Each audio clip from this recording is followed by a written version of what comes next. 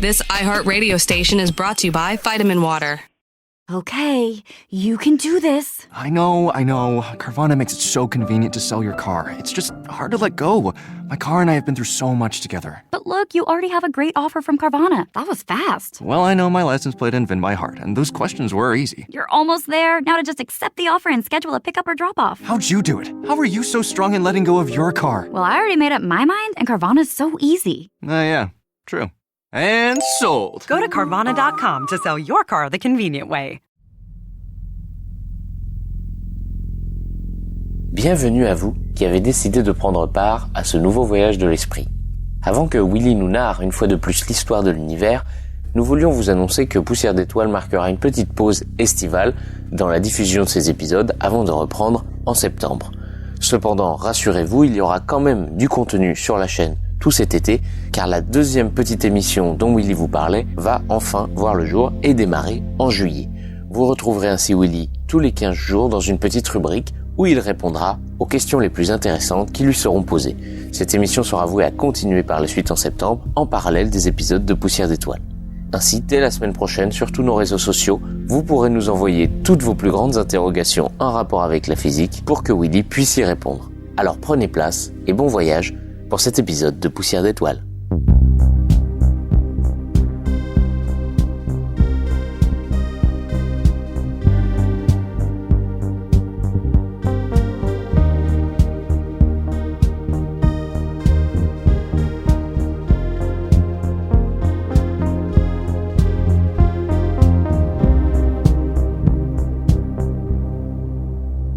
Bonjour Maxence, bonjour tout le monde. Aujourd'hui, nous allons poursuivre notre épique voyage dans cette fabuleuse histoire de l'univers. Mais avant tout, je voudrais quand même faire un petit rappel de l'épisode précédent. Alors, je vous rappelle qu'on avait observé il y a une centaine d'années à peu près un phénomène éblouissant, extraordinaire, étonnant. C'était l'expansion de l'univers. Après de nombreuses observations faites par le grand astronome physicien Hubble, eh bien, on avait conclu définitivement à ce que l'espace entre les choses était en train de grandir. Et plus les choses étaient loin, plus elles s'éloignaient vite les unes des autres. Alors, si vous voulez vous rappeler un petit peu de tout ça, je vous conseille d'écouter l'épisode précédent. J'étais rentré un peu plus dans les détails de ça. Donc, c'était la première conclusion étonnante. L'univers est en expansion. Je vous rappelle que non, nous ne sommes pas au centre d'une énorme explosion. Finalement, c'était tout simplement le fait que l'espace entre les choses était en train de grandir. Je vous rappelle un petit peu comme un gâteau dans lequel on avait fait un gâteau avec de la levure, avec des raisins secs dedans, et puis finalement ça gonflait. Finalement, les raisins secs étaient en train de s'éloigner les uns des autres. Mais en réalité, les raisins secs étaient parfaitement immobiles. C'était la pâte entre les raisins secs qui était en train de grandir. Donc c'était un peu la même image pour l'espace, pour notre univers. C'est-à-dire que l'espace était en train de gonfler.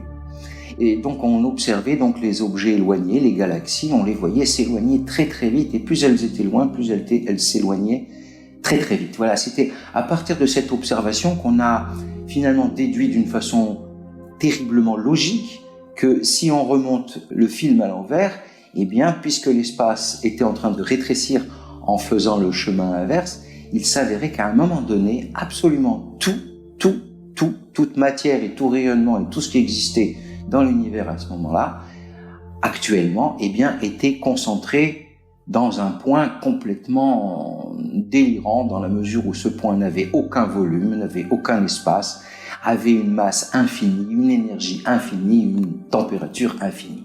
Bon, là, c'était une pathologie et ça voulait plus rien dire parce que pour les mathématiciens, je vous rappelle, l'infini, c'est très sympathique, mais pour les physiciens, l'infini, c'est une catastrophe. On a réussi à un petit peu détourner le problème, c'est-à-dire que le moment zéro, le moment où vraiment tout était concentré en ce point-là, on l'a mis légèrement de côté et on a commencé notre histoire un tout petit peu de temps après ce subtil moment qui peut-être n'existe pas vraiment. Bon, enfin bref. Donc, on avait fait notre voyage à partir de quelques fractions de secondes après ce fameux Big Bang. On a vu que, d'un seul coup, l'espace commençait à apparaître avec le temps et les objets commençaient à se condenser en matière. Donc l'énergie se transformait en matière. On avait parlé d'un problème, c'était en fait l'énergie pure pouvait se transformer en matière et antimatière, mais qui se réannihilait aussitôt.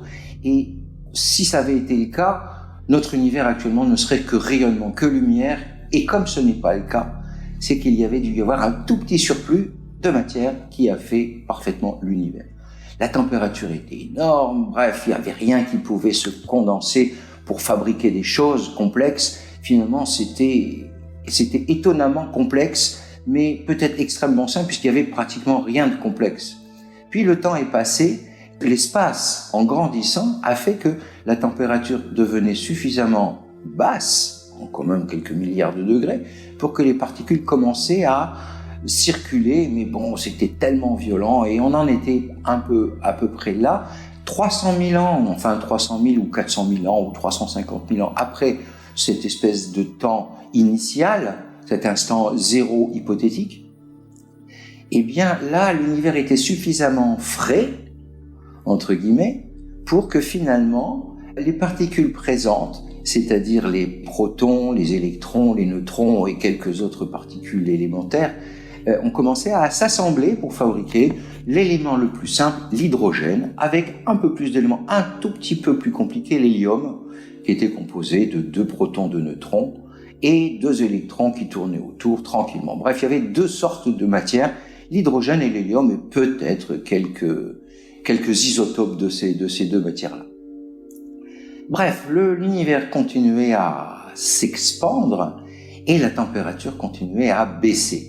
Et à ce moment-là, puisque la matière était en train de se former, enfin la matière complexe comme l'hydrogène et l'hélium, la lumière a pu finalement arrêter de participer à la bagarre générale pour pouvoir se propager plus ou moins librement.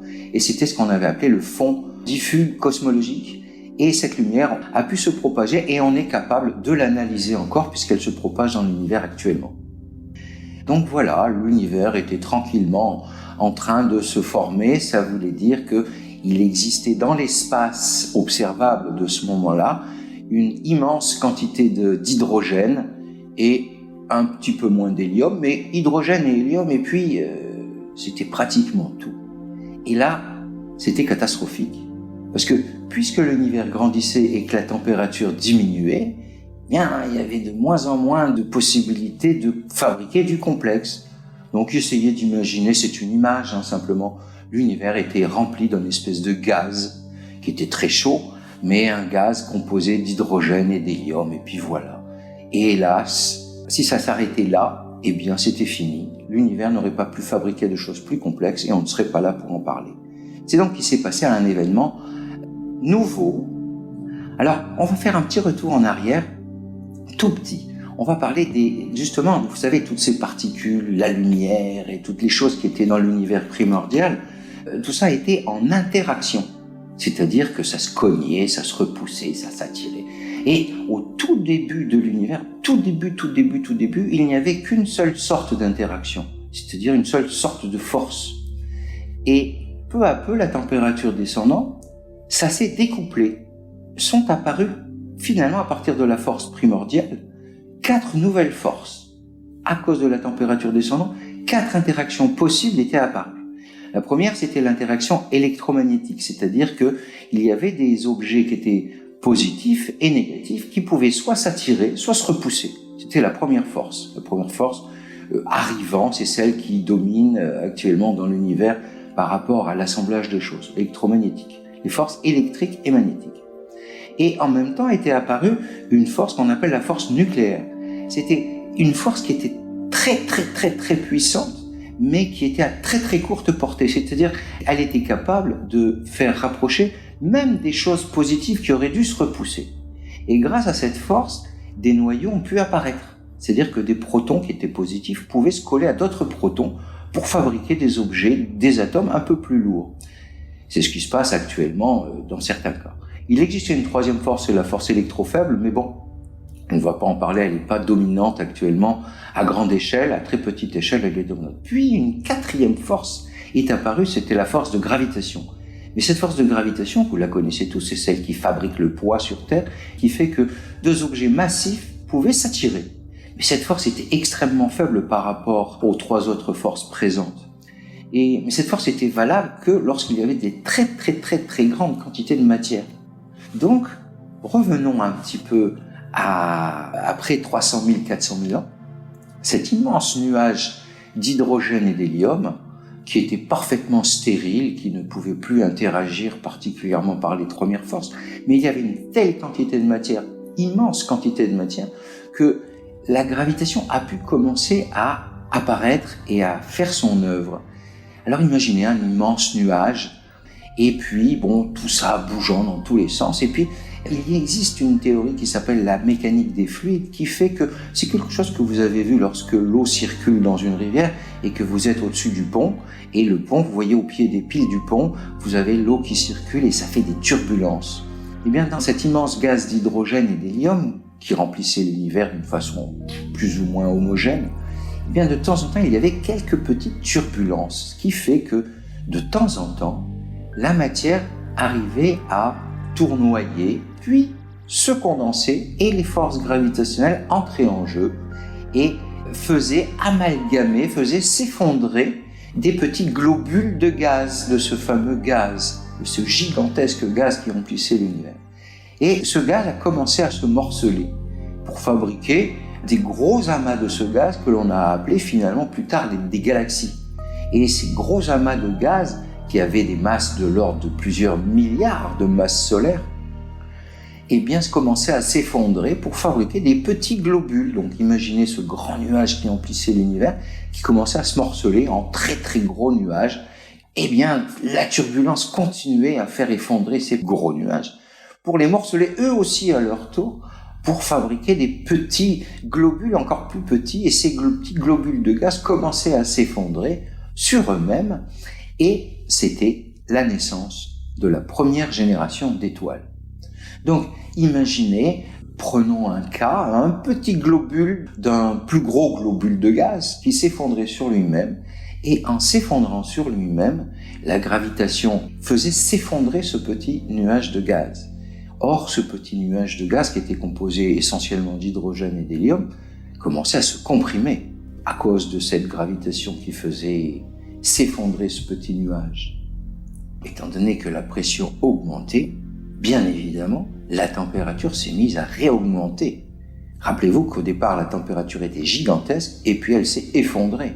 Donc la température était encore basse, mais localement, sur ces petits globules, d'un seul coup, à cause de la pression due à l'attraction gravitationnelle, à l'effondrement de ce gaz, a fait que la température s'est mise à augmenter. Et en augmentant, elle a fait augmenter la pression de ce gaz. Ce qui fait que d'un seul coup, l'effondrement de ce gaz d'hydrogène et d'hélium était compensé par une sorte de pression qui commençait à équilibrer tranquillement la force de gravitation. Et là, une étoile était née. Pourquoi elle était née? Parce que simplement l'hydrogène et l'hélium qui étaient présents commençaient à fusionner, à devenir de plus en plus proches les uns des autres pour pouvoir se coller grâce à cette fameuse force nucléaire qui faisait que tout ça pouvait se coller de plus en plus près. Et en se collant de plus en plus près, l'hydrogène qui était présent commençait à fusionner avec d'autres atomes d'hydrogène, et 4 atomes d'hydrogène pouvaient fusionner très fort pour fabriquer un atome d'hélium. Et au moment de ce passage, un dégagement d'énergie apparaissait. Et c'était la naissance d'une étoile. Cette énergie était rayonnée, sortait de cette étoile pour pouvoir se rediffuser dans l'espace alentour. Donc voilà ce qui s'est passé dans la première génération d'étoiles, effondrement d'hydrogène et d'hélium pour commencer à dégager de l'énergie. Et un équilibre commençait à se stabiliser, l'étoile se stabilisait, elle dégageait de l'énergie et tout son combustible d'hydrogène se transformait peu à peu tranquillement en hélium. Et donc voilà, c'était la naissance de la première génération d'étoiles. Je vous rappelle que tout ce que je vous raconte, c'est extrêmement vulgarisé, c'est-à-dire que je ne rentre pas dans des détails techniques, bien évidemment.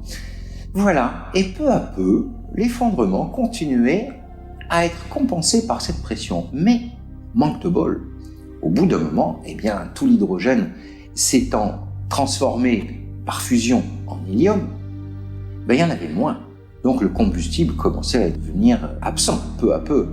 Et là, l'étoile commençait à vivre, c'est-à-dire que pendant une certaine période, elle transformait son hydrogène en hélium en dégageant de l'énergie, de la lumière et de la chaleur. Mais peu à peu, le combustible disparaissant, d'un seul coup, ces deux forces, c'est-à-dire la gravitation et la pression qui compensaient la gravitation, l'équilibre devenait instable et évidemment, la gravitation commençait à l'emporter. Donc l'étoile se re-effondrait à nouveau. Et en s'effondrant, il y avait plein de possibilités. Parmi les premières possibilités, c'est que les premières couches commençaient à exploser et à se diffuser à nouveau dans l'espace, étaient éjectées avec une puissance énorme pour réensemencer, disons, l'espace environnant. Et puis, dans cet espace environnant, étaient apparus de nouveaux atomes d'hélium qui se rebaladaient dans d'autres directions, à droite, à gauche. À nouveau, d'autres globules du nuage primordial commençaient à se re-effondrer. C'était une deuxième génération d'étoiles qui apparaissait, la première génération étant finie, la seconde génération apparaissait. Et en apparaissant, les atomes d'hydrogène et d'hélium qui étaient présents à nouveau commençaient à refusionner pour refabriquer une nouvelle étoile. C'était dans la deuxième génération, mais cette fois-ci, il y avait un peu plus de bagarre. Et les atomes d'hydrogène, d'hélium qui étaient présents commençaient à fusionner entre eux. L'hélium fusionnait avec d'autres atomes d'hélium pour dégager de l'énergie et pour fabriquer de nouveaux éléments, comme le carbone, comme l'azote, comme etc. Une étoile était une usine à fabriquer des nouveaux éléments. Et peu à peu, dans toutes ces étoiles qui naissaient et qui disparaissaient, c'était des usines à éléments, elles fabriquaient des nouveaux atomes qui, lors de la nouvelle mort de cette deuxième génération d'étoiles, rediffusaient dans l'espace environnant, enrichissaient l'espace environnant avec de nouveaux atomes, comme le carbone, comme l'azote, comme l'oxygène, comme le fer, comme le magnésium, comme pratiquement tous les atomes existants. Pas tous, jusqu'au fer. Les éléments qui étaient au-delà du fer n'étaient pas encore présents. Ils arrivaient à être présents grâce à une fabuleuse mort d'étoiles que l'on appelait la supernova. C'est-à-dire, rappelez-vous, l'effondrement d'une étoile était plus compensé par la pression due à cet effondrement et qui continuait à s'effondrer, mais avec une telle puissance que ça collait entre eux les atomes de plus en plus lourds pour en fabriquer des atomes de plus en plus lourds encore, comme jusqu'à l'uranium quasiment, comme l'or, le plomb, etc. Tout ce qu'on veut, tous les atomes existants dans le tableau périodique des éléments que vous avez sans doute déjà vu tous à l'école.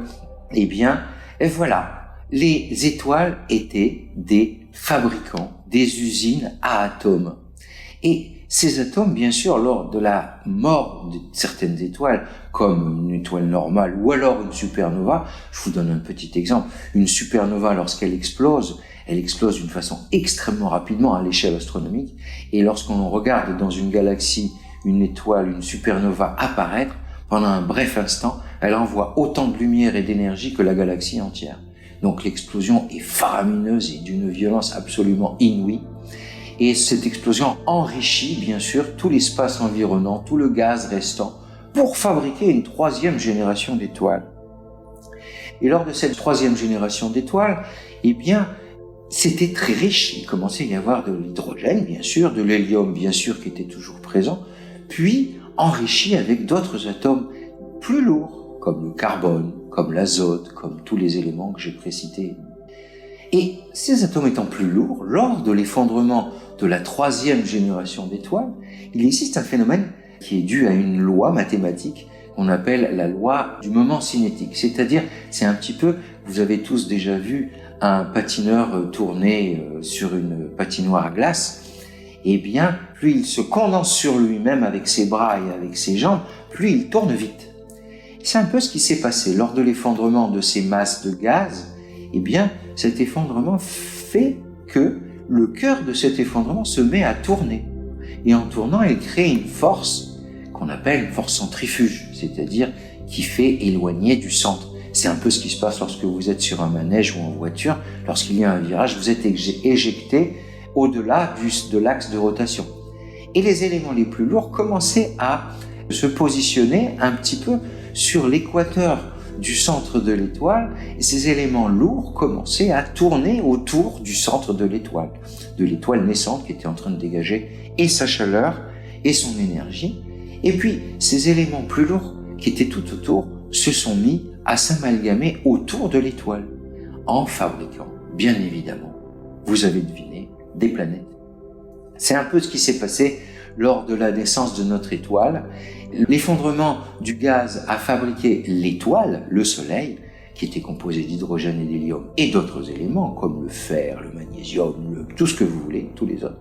Mais les éléments les plus lourds étaient éjectés sur le plan équatorial, commençaient à tourner autour de l'étoile Soleil, et peu à peu, à force de rotation et de chocs et de choses comme ça, ces petites particules commençaient à s'amalgamer pour fabriquer au bout d'un moment des objets un peu plus lourds, des petits rochers, de l'abord de la poussière, puis après des rochers, puis après des gros rochers. Mais tout ça, c'était un balai discontinu de chocs et de choses comme ça.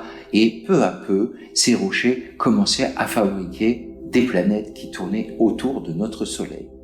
Et à la troisième planète, il y avait notre maman à tous, la Terre, qui s'amalgamait pour fabriquer une magnifique sphère avec des tas d'éléments qui étaient à l'intérieur, qui avaient été fabriqués par des débris d'autres étoiles mourantes, qui se sont amalgamés et condensés, et c'est pour ça que l'on sait que nous sommes présents sur cette planète, et sur cette planète, les êtres humains, les objets, les choses, les fleurs, les animaux, tout est fait de éléments qui ont été synthétisés dans des étoiles mortes, et c'est pour ça qu'on peut dire, comme disait Hubert Reeves et puis d'autres, une image extrêmement jolie, nous sommes faits de poussière d'étoiles. Voilà pour aujourd'hui. L'histoire continuera dans le prochain épisode. Nous allons sans doute faire une petite pause estivale pour aller à la plage. Et puis, nous vous embrassons bien fort et en espérant vous retrouver plus tard. Ce voyage vous a plu? Alors n'hésitez pas à partager ce podcast et à en parler autour de vous. Et puis, si ça vous a vraiment plu, laissez une review, un commentaire, ça nous fera à moi et à Willy très très plaisir. En attendant le prochain épisode, vous pouvez aller voir tous les autres podcasts de Ripley Media et vous verrez, on y apprend plein d'autres choses. Vous pouvez aussi suivre Ripley Media sur les réseaux sociaux pour être au courant de l'actualité et de la sortie de chaque émission. On a hâte de vous retrouver prochainement pour un nouvel épisode de Poussière d'étoiles.